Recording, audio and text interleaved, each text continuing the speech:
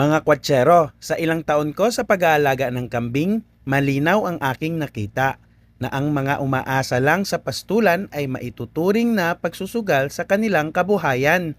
Ganyan din ang mindset ko noon. Ipasto lang ang mga kambing ay sapat na. Kalaunan, nakita ko na meron palang animal health. Ang animal health ay dapat bigyan ng pansin dahil noong araw ay kadalasan hindi ito ang pangunahing priority ng mga nakakatanda sa atin.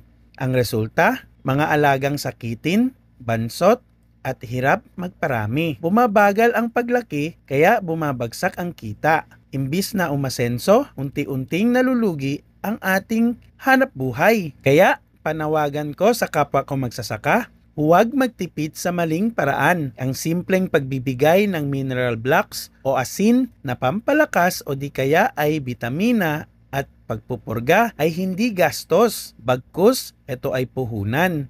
Puhunan para sa kalusugan ng ating mga alaga tungo sa siguradong kita at sa kinabukasan ng ating paghahayupan. Hanggang dito na lang at magandang goat farming mga kwatsero! Bye-bye!